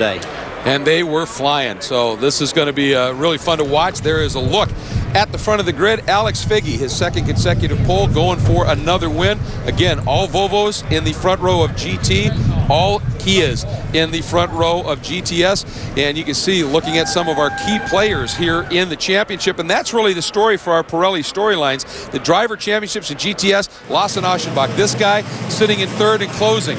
Mark Wilkins winning yesterday, that helped him a lot. And of course the point leader, Jack Baldwin, but struggling here a little bit on raw speed in Mid-Ohio in that Porsche Cayman. And then Safronis, having lost that points lead at Toronto, wants to do whatever he can today to try and keep it close to this guy. Johnny O is going for his second straight championship. Yeah, and I think James has just got to keep pushing hard like he did here yesterday. That fantastic move he made on Popes, he's got to do that for the remainder of this championship season. He can't leave anything on the table now. And he certainly is capable. I think we're in for a great run to the finish of this championship season. Our Motul Pole Awards, as we said, the number 36 Kia Optima of Nick Janssen on the pole, a new track record of 128.680. That's the DonorsChoose.org machine. And on your GT pole for the second straight day as well, number 9, the Capex Volvo. That is Alex Figge. And tell you what, he just seems to find it when he comes here, and of course the car works very well here. Speaking of cars that work well, we've got to say a huge thanks to our partners at Cadillac and the beautiful Cadillac CTSV pace car that will lead this field around as we bring them around again today now for the traditional standing start. It is time to get down with that special command, Orazio Mastraccio of Pirelli. From our friends Honda, StopTech, and Pirelli, drivers, start your engines. Oh, that is a sound we love. All of the different instruments in this symphony, they fire up and bring it to life. And we are set to go. Let's take a look at our starting lineup. Up front, as we said, Alex Figge and Randy Pope sweeping the front row. Once again for the Capex Racing Volvo team. We move to row number 2. James Safronis out-qualifying Johnny O'Connell in the points battle here. Safronis in his Global Motorsports Group Audi, Johnny in the Cadillac CTSVR. Row 3, Jordan Taylor, another great qualifying run in the number 5 Cadillac with Duncan Indy showing some good speed in his Stand Org Merchant Services Audi. In row number 4, the third of the Cadillacs, Andy Pilgrim in the number 8 entry, and Mike Skeen in that Hawk Performance CRP Racing Corvette. Row number 5, it's Alex Welch in the Spider Lasso GMG Audi, and Jeff Courtney in his Kenda Rec Stuff Audi R8 LMS. And as we go to row number 6, it's Bill Ziegler in the Swisher Racing GMG Audi R8 LMS, and Fred Roberts in the Direct Energy Home Services SRT Dodge Viper Competition Coupe, and Dave Roberts completes the GT field in the Nissan GTR, the Hawk Brake entry. Cal? In GTS, well, Nick Janssen leads an all-Kia sweep of the front row based on time set here yesterday. Mark Wilkins in the thick of that championship battle after another win. Next row, we've got Lawson Aschenbach leading the Chevy Camaro brigade with the Black Dog Speed Shop Chevy Camaro, and our championship leader still Jack Baldwin in the Porsche Cayman S. Then it's Petey Cunningham looking for a great run here today. Podium yesterday, good to see him back on form alongside Andy Lee in the Best IT Chevy Camaro. Then it's Nick Asayan in the second of the Real-Time Racing Acuras alongside Alec Udell in the Motorsport Development Group Mustang Boss 302R. On row 13 is Mark Glennon in the first of the Aston Martin Vantage GT4s alongside rookie Lucas Catania in the Porsche Cayman S. Next up, Drew Regitz, our rookie in another Aston Martin alongside Craig Capaldi in the Capaldi Racing Boss 302S. Then it's Brad Adams in the Voodoo Dad Dog Yo MTV Rats Ford Mustang, and Eric Davis in the always evolving performance Boss 302. Next up, Dominic Schnuck in the Audi TT RS from the ARC Audi Racing Program, and Tony Gables in the second of the Black Dog Speed Shop Racing Chevy Camaros. Row 17, Roger Rodas lines up alongside Mitch Landry with a pair of Mustangs. And row 18, we have Brian Kleeman in the first of the Nissan 370Zs alongside Artie Topi in the Capaldi Racing Ford Mustang Boss 302S. Row 19, Joseph Catania in the Porsche Cayman S from CR Motorsports, alongside Jack Baldwin's teammate Buzz McCall in another Porsche Cayman. On row 20, we have a pair of gamers from the Nissan GT Academy as Steve Doherty lines up against Lucas Ordonez in Nissan 370Zs. And on the final row of the grid is Jim Taggart in the Lotus Exige S, and Robert Stout, who continues to develop the Scion FRS for Ken Stout Racing. And we take a look there, the Cadillac Escalade, our official safety vehicle from one of our great partners, Cadillac. Great to have the vehicle with us, obviously. A couple of safety specialists on board.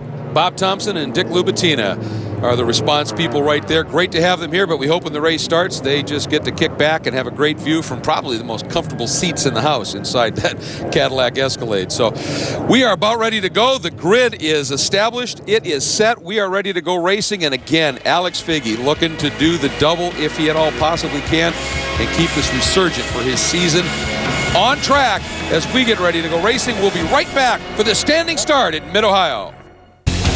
Today's coverage of the Pirelli World Challenge Championships is being brought to you by Honda Performance Development, by Porsche,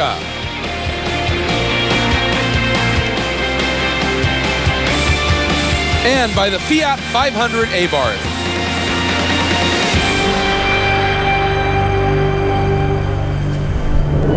Getting ready to unleash this huge field of GT and GTS competitors for the 12th round of the Classes Championship and the Pirelli World Challenge. Cal, let's take a look at our GoPro Quad Box presented by Kia. We're going to be in the thick of the action here today. We're on board with Artie Topi. Will start 21st in GTS with his Ford Mustang. Brad Adams will line up 13th in GTS. Then we've got Bill Ziegler in the Swisher Racing Audi R8 and qualified 12th. And Alex Welsh in the Spider Lasso Audi R8. He'll line up 9th today.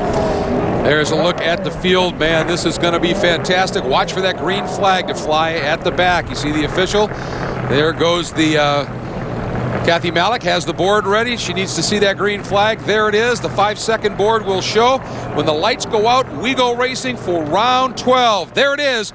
The 5-second board. Revs are starting to come up. You can see the heat coming off of the cars. There, the wheel and lights are on. We're ready to go racing. We are racing. Oh, and a great start by Figge, but nowhere for Popst. Popst, he launched and then almost stalled. Then we see drama here in the middle of the pack. We're on board with Artie Topi. He's turned around. That is not race direction we're looking at. Boy, a number of cars having issues. One of them, the number 53. That is a huge blow for Lucas Ordonez, one of our GT Academy drivers. But everybody, I think, for the most part, able to get righted and going again. But look at the lead that Figge has. He is gone. O'Connell had to take evasive action around Popst, I think it was. And then we see James Sofronas has taken advantage of this. He's all the way up to second. Now under attack from Popst. Yeah, this is huge for Sofronas. One, keep Popst behind him, because behind Popst is Johnny O'Connell. That's the guy that Sofronas needs to finish in front of in this championship today, in this race today, in other words, to be able to stem that flow in terms of championship points. Great launch by Sofronas, but can he stay there? We know this car takes a while to get the temperature in the tires, therefore the pressure's up. Look at Alex Figge. He has disappeared. He's in a different zip code right now. Brilliant start, great first lap. He has left these guys for dead. Unbelievable watching Sofronas, then Popst in the Volvo, then the two Cadillacs, then Mike Skeen in that black and white Hawk Performance Corvette, and Nick Janssen, problems again. He's got smoke again, Cal. That's our pole sitter in GTS. Had drama here yesterday whilst leading.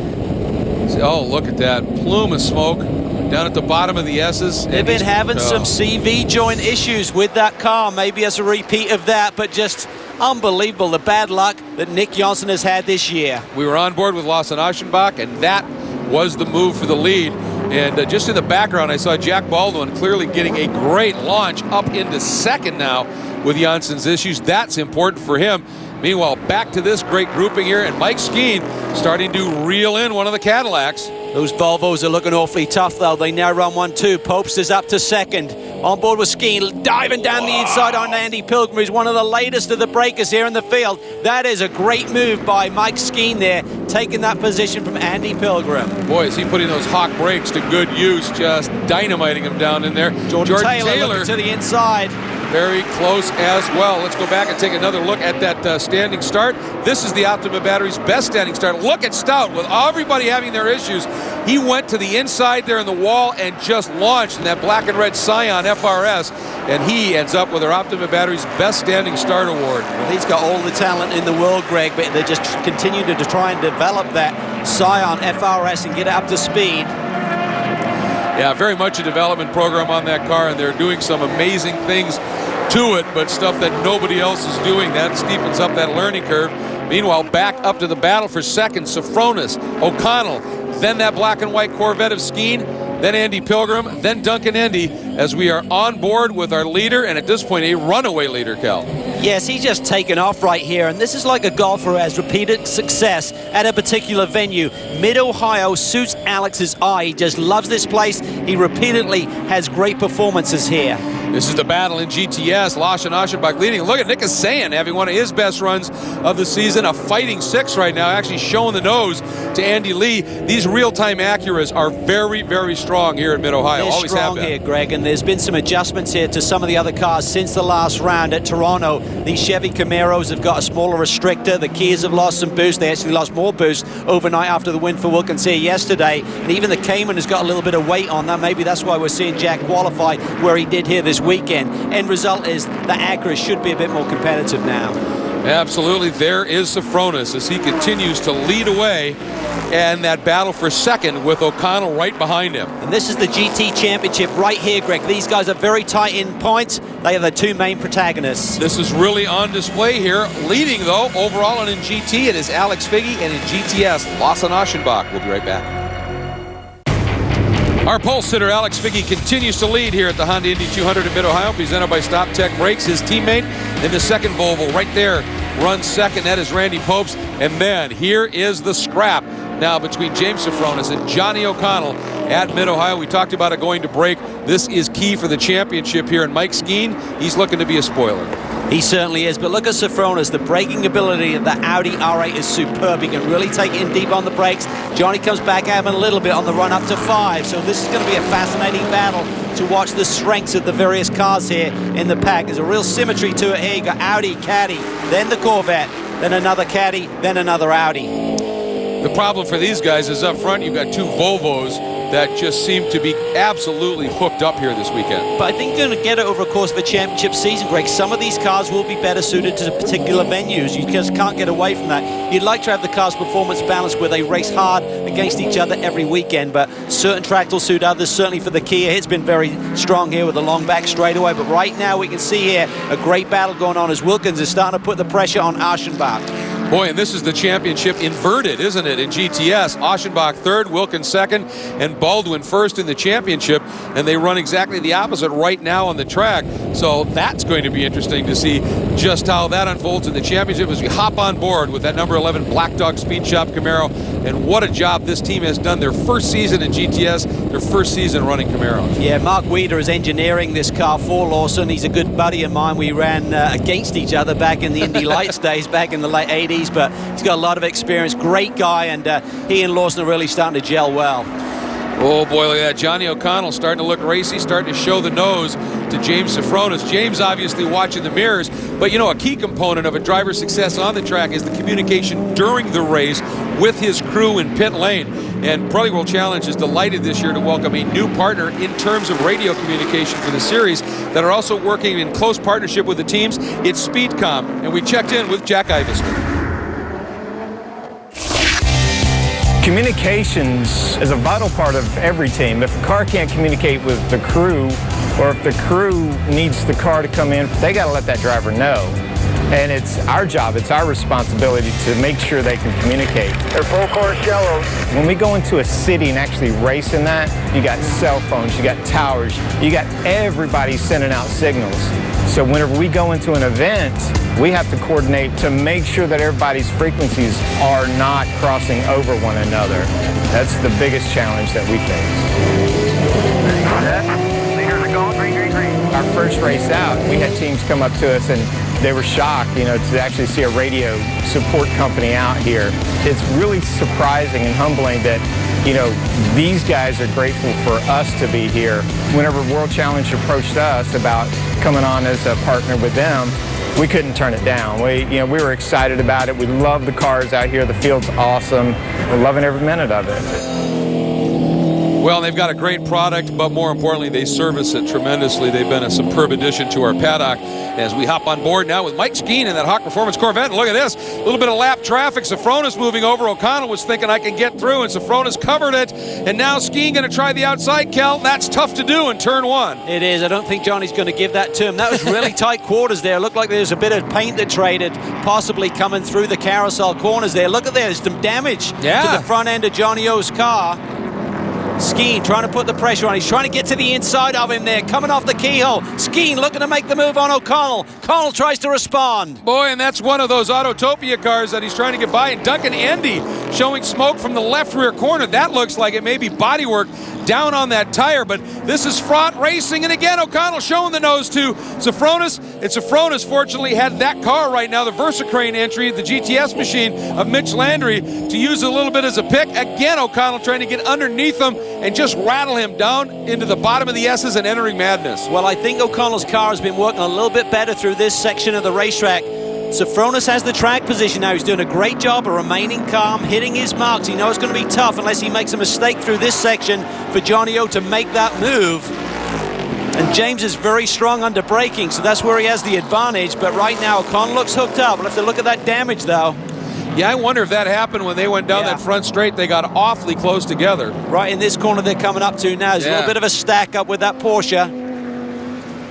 Meanwhile, there goes Randy Popes running second, getting through some traffic. Here comes Safronis in third, chased by O'Connell. Skeen, nice job there. I think that's Eric Davis just moving out of the way beautifully, letting all of this GT traffic slot through. Oh, that was Taylor, I think. Jordan Taylor just clipping that piece of bodywork there as he went around some GTS traffic. And that Smokes has stopped now from the back of Duncan Indy's car, so that piece of bodywork either broke or got popped back off of the tire, as we're on board with Jack Baldwin sitting third in this Motul StopTech Porsche Cayman. Well, Aschenbach continues to lead. You can see him up ahead there. Wilkins running in second. Now that Kia got a reduction of £1 last week and another £1 in boost overnight. So we'll have to see how that has an effect on the race car during the course of this race today, because straightaway speed has been its advantage. That should pick it back a little bit.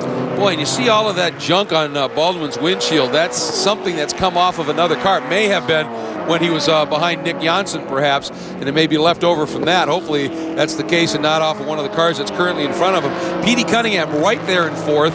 Andy Lee in that yellow Crown 7 Bondurant Camaro. And then, of course, Nick Asayan, as I said, having a solid run. Back to this great scrap for his third in GT. Yeah, Nick Asayan, great to see him on the pace here today. So certainly those changes are helping the Acras. They're looking very strong here today. Here's one of the Aston Martins. We're on board with James Safronis. It's a 62 machine. Yeah, what a great story for these guys. Mark Clennon, Andrew Regeets, the two guys making the switch from the older BMWs, and they immediately both turned in their best qualifying efforts of the season. The new equipment really helping them. Well, that Aston Martin Vantage GT4 is a beautiful race car. TRG, one of the best prep shops in the business. Look at this. Duncan Indy looking to the inside there on Pilgrim. Up into the brake zone for turn 2 in the keyhole. Can he get the launch coming off? No. Pilgrim gets the power down. Here comes Jordan Taylor on Duncan Indy. Yeah, Jordan got a great run out of the keyhole, but again, now coming up on GTS traffic, that's Brad Adams in that Yo MTV Raps machine. Now look at Taylor, but right in front. Look at this move. Pilgrim trying to get down underneath. That is the number 2, Mike Skeen. Couldn't quite get it done. So your leaders, top 4 in GT, Figgy, Pope, Safronis, and O'Connell. And in GTS, Aschenbach, Wilkins, Baldwin, and Cunningham. We'll be right back. The Pirelli World Challenge Championships are being brought to you today by Mini and by Mazda.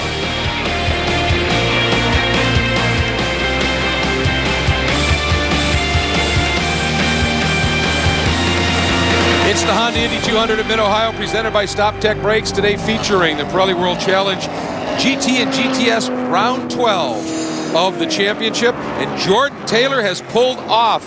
Not exactly sure why, but we just got a report during the break that he had pulled off.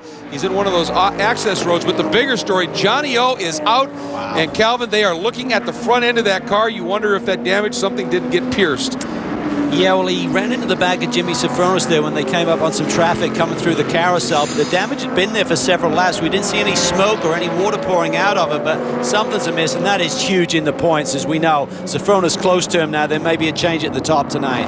Yeah, you wonder if something maybe broke loose finally and got in there. Great move there by Craig Capaldi, that Wolverine bronze machine, and that's a big story. They had a huge wreck if you were watching our coverage in Detroit, and it took them a long time to get that car rebuilt. They have showed up here, and he has been running very, very well, so congratulations to him. And of course, now coming up through this battle is our overall leader, Alex Figge, and boy, you need to be careful. Yeah, it was close, and now he's coming up into a section that can really bottle you up, and that's what happens. He's up alongside the number 52, but he can't get by. Oh, Cal, he could be losing huge chunks of time here. Well, his teammate Popes is not that far behind. He got very close to him. I think he got gapped a little bit by dealing with traffic, but Figge knows you can't hang around too long and be too patient. However, you can't move the guy out of the way. So, looks like the gap has stayed about the same. So I think Popes was equally frustrated by that traffic there through the carousel. Now we want to remind everybody, a very special promotion, the Ultimate Fan Photo Promotion with Facebook and partnered with Pirelli. Take your picture, find your favorite one, submit it at the Facebook page or at world-challenge.com, and you might just get that picture chosen for a very special 25th anniversary calendar by Pirelli coming out next year. And if you're familiar with Pirelli's legendary calendars, you know it's going to be great. So get on that. See if you can get one of your pictures in one of those images of 12 for the season. Lawson Aschenbach continues to lead here in GTS, as in fact opened up the margin just a little bit over Mark Wilkins in the Kia, then Jack Baldwin in that Porsche. But that yellow car right behind him today carrying our iBox suspension cam, what a great view. Yeah, this is superb. Look at the suspension doing its work there with the trailing arms. You see the axle spinning there. And the team has really done a great job for Andy Lee this year. He's really been the pole maestro. Had so many pole positions this year. A lot of speed, been a victory lane as well. And just a really good young driver, but this team has been working well, getting this I-back suspension working to the max, particularly over these elevation changes here at Mid-Ohio. Yeah, he has been wicked quick, no question of that. He's been fun to watch. As we're going to give you some more information about some social media opportunities. World-Challenge.com, we mentioned it, for all the latest news and views on the Pirelli World Challenge. Give it a look, great information. Or World-ChallengeTV.com. There you can check out cool in-car video, driver interviews, watch this complete race, and any and all other Pirelli World Challenge races that are archived online there. And of course, the presence on Twitter. Join the World Challenge Twitter account at twitter.com/WC Racing. Receive instant updates on race weekends from the series. Look at this, Greg. This is really heating up. This is the battle for the podium spots in GTS. Wilkins feeling the heat from Jack Baldwin. Petey Cunningham looked like he was showing his oats there. He wanted the way around the outside of Jack Baldwin, and Andy Lee just hovering there. Looks like he may have some speed to unleash as well. You know, race car drivers are by nature greedy, aren't they? And Petey Cunningham had that second place yesterday. He wants another taste of the podium. It's been a while. And, of course, this battle, Baldwin and Wilkins, that's all about points. The one thing I've noticed... Wilkins in there deep. He's in there deep. Well, he just can't seem to get that car to turn, and problem with that Kia is you can burn off those front tires if you push it too much in the early going. Yeah, that's what I was getting at, is look at Petey Cunningham. When Baldwin tried to make that move, couldn't get by, lost his momentum, and Petey coming by, Baldwin going to try and stay with him around the outside, down through turn number 3. Two veterans here, you can't go side by side, but if Petey really pushes it in deep, you're going to take away a bit of the road. That's what he did. It's go time. And of course, that bit of side-by-side has given Wilkins a little bit of breathing room. But what I was going to get at was the weak point of these Kias has been using up those tires with that boost reduction. Maybe they're just having to overdrive in the corners, and it's chewing it up. And look at this. Figge leads, but Randy Popst is coming. Randy is closing it up. He is throwing down some very impressive laps right now. So we've got some serious racing afoot here at Mid-Ohio. Leading in GT and overall remains Figge, and in GTS, Aschenbach by a bit. This is how racing should be. The top sports car racers in North America. 50-minute, door-to-door, all-out sprint races. Standing starts and 0 scheduled pit stops. A battle of the brands with over 18 manufacturer brands racing. Watch us on the NBC Sports Network and online at world-ChallengeTV.com. The Pirelli World Challenge. This is how racing should be.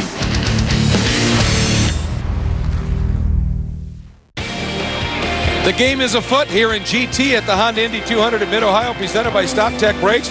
Randy Popes has reeled in teammate and leader Alex Figge, and they are now separated by car lengths coming out of turn 1, Cal. Yeah, it's getting really tight there for the lead, and Popes is starting to heap the pressure on. Here we're on board with Andy Lee. He's got separated by that pack by a little bit, by the 09 car. Yeah, that's Steve Daugherty, one of our Nissan GT Academy, all part of the Nismo Global Driver Exchange program. Great to have them here. Classic move there, letting him through and knowing that he's part of this battle up here. But now Andy's got to do some catch-up. Yeah, and those gamers have really shown a tremendous turn of speed when they turn it to track racing. Lucas Ordonez, we've seen at Le Mans in many of the big races and had great success. Brian Hotcutter has done great stuff as well. Yeah, and this gentleman, Steve Daugherty, most recent winner, 2012 U.S. GT Academy champ. So great to have him here. Wilkins, nice move there on the GTS Porsche. He's able to slide by, and that opened the door up, and a nice bit of driving right there. I think that is Joseph Catania, who just said, okay, I see you guys there. We're going to come through, but now Baldwin, full attack on PD, heading up into the keyhole. Yeah, he was, and PD knew that he was in a problem there. He immediately kept it all the way right, kicking up dust on the right side of the road. Didn't want to open up that door. He's a canny veteran. That's why he's won 7 of these titles over the years, and he doesn't want to give up that podium spot right now. Yeah, how great is it to have Petey Cunningham and Jack Baldwin and Randy Popes all running together in the Pirelli World Challenge, some of the legends in race. Boy, it didn't take long for Andy to run them down, did it? It didn't. And that's what's great about the series. You talk about the vets there. We've also got 2 of the young guns out there. Mark Wilkes in front of this group right now, and Andy Lee right there as well. Lawson Archibald, another great young driver, leading the field right now. Some really bright young talent. Well, we talk about it being a battle of the brands, but it's also just a tremendous training ground for some, and development ground and proving ground for many. Just phenomenal, the talent that comes through and stays in this championship. It is now considered, I think, one of the elite sports car racing series on the planet, and you can see why. It is special stuff. And these 2 Volvos putting on a great show. And the one thing about Volvo is there's a lot to Volvo that they want to make sure you know, and so they always have a little bit of a trivia contest. And our man about the paddock went out and randomly checked in with some of the crowd. What do you know about Volvo? Since 2009, what brand has the most GT class wins? Cadillac? I'd have to say Audi. I'm sure Volvo. Volvo? All right. What car company hired its first female driver in 1958 and watched her win the European Rally Championship in 1959, 1960, and 1961? I don't know. Chevrolet. Volvo? Volvo, really? In the 1990s, what car manufacturer raced a station wagon in Europe and won? Cadillac. Cadillac. Audi. Volvo? Volvo. Ah. In September, world record holder Irv Gordon will reach 3 million miles in a car that he bought in 1966. What brand of car does Irv Gordon drive? Audi. Let's say Cadillac. Chevy? I'm going to go with Volvo. I have no idea. What car brand was the first to introduce a collision prevention technology with pedestrians and cyclists? Audi. Cadillac. Volvo. They're so big on safety, we should have guessed Volvo. I'm older, I'm wiser, so I know that answer. A lot of fun wandering around and finding out so many of the benchmarks that were established by Volvo. Well, great street cars certainly, and they've turned all of that performance into very fast race cars for Alex Figge and Randy Post. And Randy Post has just been chiseling away at that lead on Alex Figge. And Figge will see him coming now, and he realizes he cannot afford to make one single error. Oh, look at this. This is Cunningham on Wilkins. This is the battle for second right now. Wilkins takes it in really deep there through turn 11. Just hanging on barely, it seems. This is what is so compelling here. You've got these guys racing each other, but you open something up, the guy behind you can come through. Look at this action, Cal. Wilkins has problems. Yeah. Wilkins has problems. You see him coming through the carousel there. I think he's burned the front tires off, Greg. He is pushing out wide. He's got that little bit of speed still, it seems, even with a reduction in boost. They've cut him back a little bit, but he's going to be hanging on now. These guys are all over him. Well, look at this. Cunningham trying to show the nose, pressure him a little bit down into the keyhole, and he floats wide. Petey diving to the inside. Is it enough? He's there. Now, can Baldwin take advantage as well? Not quite, but Petey was able to get through. Now, watch that Kia start to spool up a little bit. Petey may have to do some serious defense all the way down to the S's. Well, he'll try and hug the inside like he did to Baldwin the lap previously going up to turn 2. But you can see there, the Kia does not just march on by.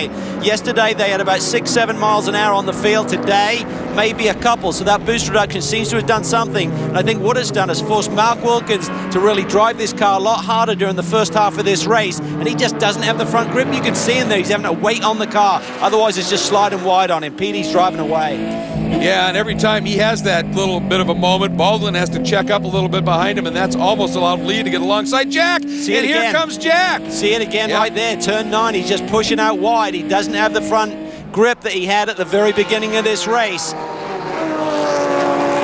Up and into the carousel. Boy, look at Petey get that car to rotate. And Mark, you see it cannot do that. It's just all push. Yeah, exactly. All you can do is just slow it way down. All that's going to do is allow those guys behind you to just set you up. So he's got to really manage the back end of this race if he's going to stay on that podium. And most importantly, keep Jack Baldwin, the championship leader, behind him. And Figgy worried about a teammate in his mirrors. Lots to come here. The top 4 in GT, Figgy, Pope, Safronis, and Skeen. And in GTS, a great battle behind your leader, Lawson Aschenbach, Cunningham, Wilkins, and Baldwin. We'll be back. We are into the last few laps here at the Mid-Ohio Sports Car Cars for the Honda Indy 200 of Mid-Ohio, presented by StopTech Brakes. Round number 12, GT, GTS. Huge battle unfolding between the teammates up front in GT and the battle for the final podium. And there it again, Calvin. Huge moment by Wilkins. Baldwin is through. He's through, but I think Jack may feel the heat now down this back straightaway. It looked like Jack was being pulled by Petey a little bit. We saw Petey and Mark pretty equal down the back straightaway, but I think Mark should have a bit more speed on him, but I'm not sure how early he was. There he comes. There he comes. Yeah, the Cayman certainly doesn't have the speed of the Acura down the straightaways. It's got this, though. It's got cornering ability, and they got the veteran, Jack Baldwin, the championship leader, behind the wheel.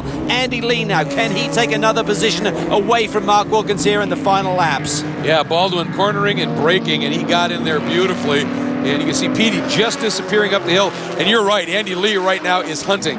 He looked to the outside. He knows that Wilkins is wounded, and he wants to find something. And here come our overall race-leading duo, the 2 Volvo S60Rs, which are gorgeous-looking cars, by the way, along with being very, very quick, coming up. And this is going to be interesting because these two up front, they're racing for the final podium, or for a potential podium spot. They're not just going to hit the disappear button. That's right. And boy, Figgy right now has got a mirror full of Randy Popes. White flag coming up for Figgy as they come up the run here to the finish line. Yeah, he's just got to be smart. He's just got to read this traffic. It's very much a chess game at this point. He's got 1 lap to do it. That's good news for him. Mark Wilkins is split, he and Randy Popes right now, so that should give Figgy a little bit of breathing room. He'll be looking in the mirrors, looking for where Randy Popes is. He's got GTS traffic up ahead of him. He clears Roadhouse. He's got Baldwin, the championship leader, right in front of him. Pope still a little bit behind. I think Figgy has the breathing room that's needed, but he's still got to keep it clean here on the final lap. And he gets by. Baldwin moves over to pick up a little bit of a toe, but yeah, that was great the way that Figgy drove that. It did give him that little bit of room. Now he's going to get by Cunningham, and I don't think Popes is going to be close enough to be able to get by Cunningham. Ooh, Petey, he does not want to give it up too much because he knows that Baldwin will be all over him in a heartbeat if he loses that momentum. And so now they slot in. Boy, this is just fun watching great pilots working together in different classes here, trying not to impede anybody. That's exactly right, Greg. Petey Cunningham, he couldn't afford to give up too much time right there. He knows that Baldwin is canny, and if he gets close to him, he'll have a lunge here on the final lap of the race. Ooh, big plume of smoke, but that's just when you get off the gas with those turbos running so much boost, that's going to happen. And I think Randy Popes was showing some pretty good respect for Petey Cunningham there. They've been around and raced each other for a long time. He didn't over push, and as a result, here comes Figgy. He sweeps the weekend. Boy, talk about getting your season back on track with a double, and Randy Popes the solid second place. Volvo is going 1-2 here in this 12th round of the championship, and Lawson Aschenbach, boy, I tell you, this GTS championship battle, the compression and points coming out of this round is going to be special. Yeah, and he has just driven away from the pack here. We saw that Wilkins there struggle a bit, may have held up the field a little bit with the front tires on that Kia going away on him, but Lawson did a brilliant job here again today, and he'll get another victory to add to his tally for the year. So this will be his 5th victory as he really crunches the points as well on Baldwin and Wilkins at the end of this one. Yeah, what a remarkable season for Lawson Aschenbach. So here are our unofficial results. Figge getting the win, Pope second, Safronis on the podium. That is huge with the problems for O'Connell, Pilgrim, and Skeen completing your top 5. And there you see one of the big stories. The story, really, Johnny O'Connell outside of the top 10 with a mechanical problem, and also the issue for Jordan Taylor. Lawson Aschenbach, he gets that GTS victory just when he needed it. Peter Cunningham, 2 podium runs here at Mid-Ohio. Great for him, and Jack Baldwin, that was significant. Getting around Wilkins for another podium run and gapping him a little bit more in the points. And as you can see, this huge field of GTS machines.